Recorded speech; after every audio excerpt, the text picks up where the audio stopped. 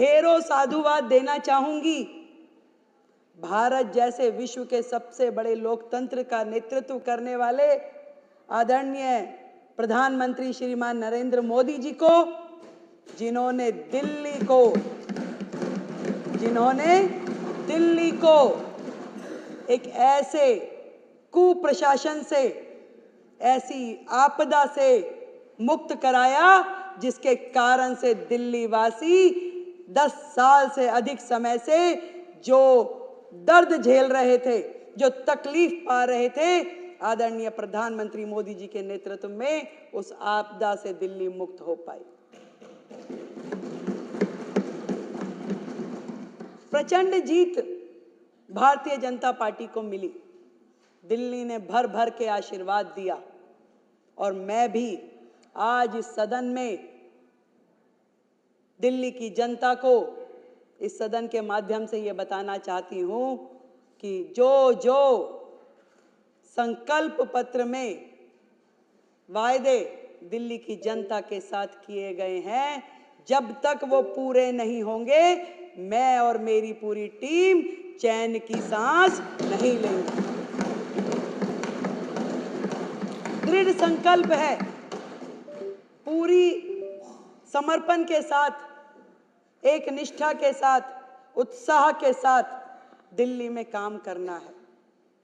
वो लोग जो पहले इस सदन का उपयोग केवल और केवल माननीय उपराज्यपाल जी को, माननीय प्रधानमंत्री जी को आपत्तिजनक, अपमानजनक, अभद्र शब्दों का इस्तेमाल करते हुए इस सदन का उपयोग करते थे, आज इस सदन का उपयोग दिल्ली की जनता की भलाई के लिए, योजनाएं बनाने के लिए, उनके क्रियान्वयन के लिए और दिल्ली को विकसित दिल्ली बनाने के लिए इसका उपयोग होने वाला है। माननीय अध्यक्ष जी, आज आपके माध्यम से मैं ये कहना चाहती हूँ, 20 तारीख को जब शपथ ग्रहण हुआ, उसी दिन एक एक पल का उपयोग करते हुए हमने कोई विजय उत्सव मनाने के लिए नहीं निकल पड़े। हम आए सचिवालय में, हमारी पूरी टीम ने अपना ऑफिस का कार्यभार संभाला। हमने पहली कैबिनेट की मीटिंग पहले दिन, शपथ वाले दिन ही करी और जिसके कारण से पिछली सरकार के कारण से लंबित आयुष्मान योजना को हमने पहली कैबिनेट मीटिंग में पास किया। हम घर नहीं गए कि मिठाई खानी है, खिलानी है, ढोल बजाने हैं। हम लोग उस दिन पूरा दिन अलग अलग विभागों की मीटिंगों में लगे रहे।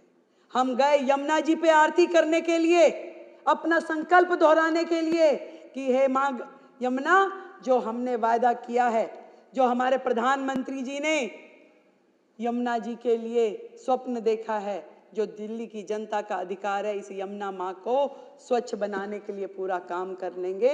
हम पूरा दिन उसी काम में लगे रहे। आज 8 दिन और 9वां दिन आज माने तो एक एक दिन मैं और मेरे मंत्री और मेरे विधायकगण अपने क्षेत्र की जनता के साथ मिल करके दिल्ली को कैसे सुधारना है, क्या क्या काम होने हैं, केवल जनता के बीच में जा करके वो काम कर रहे हैं।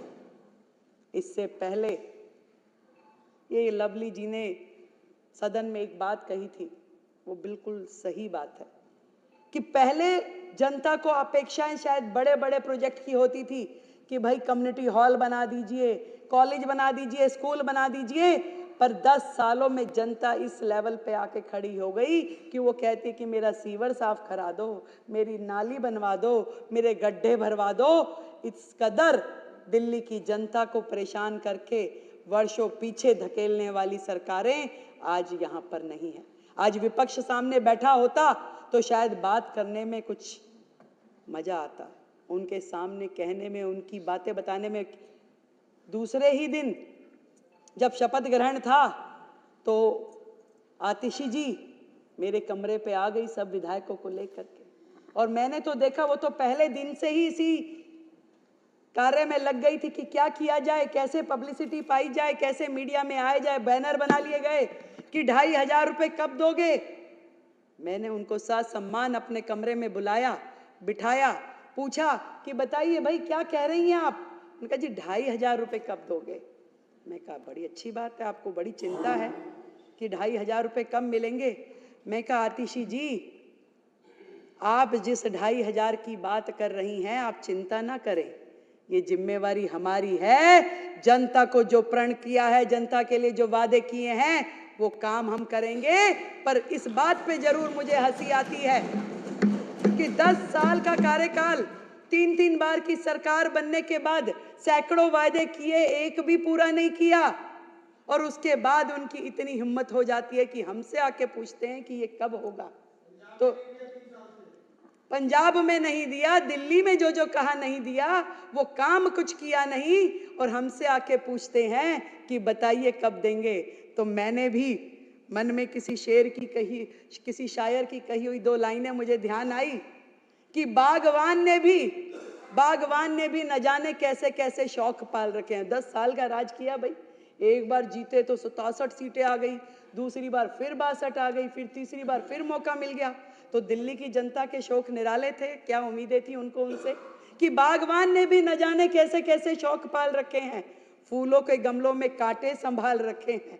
और इस सियासत में तो चित भी इनकी, पट भी इनकी, हमने क्या बेवजह सिक्के उछाल रखे हैं।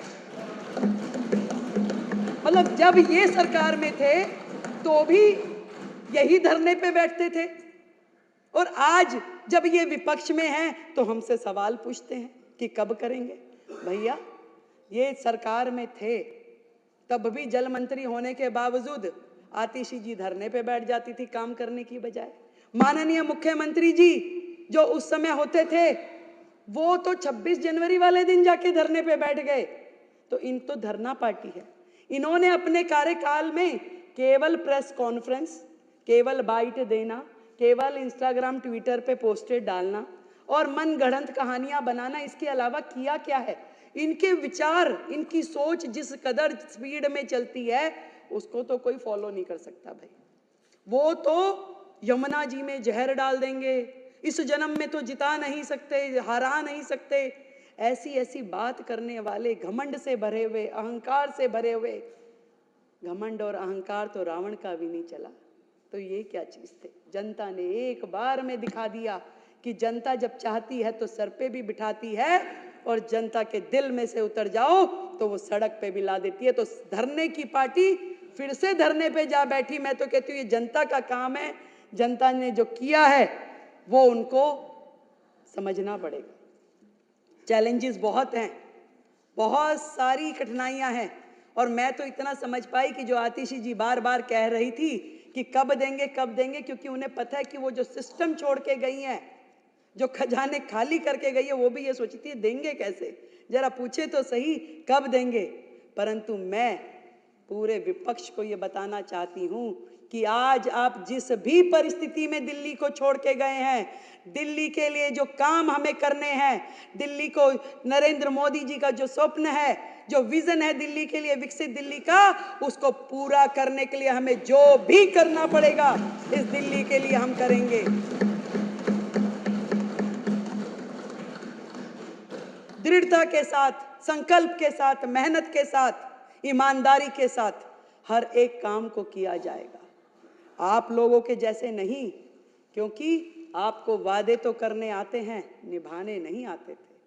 आपको दिल्ली की जनता का दर्द का प्रचार करना तो आता था, परंतु उसके लिए काम करना नहीं आता था। आज हम दिल्ली की जनता का जो दिल का दर्द है उसका एहसास भी हमें है, और उसका उपचार भी हम करेंगे, ये मैं आज आपको बताना चाहता हूं। जो चीजें, जो काम मैंने देखा अपने पूरे कार्यकाल में, पिछली सरकार ने अपनी बुद्धि का इस्तेमाल केवल जनता को बेवकूफ बनाने के लिए किया।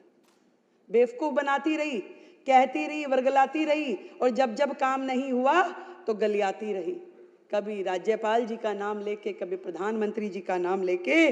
तो जनता ने सोचा कि भाई जब करना उन्होंने ही है तो उन्हीं के हाथों में सत्ता सौंप देते हैं।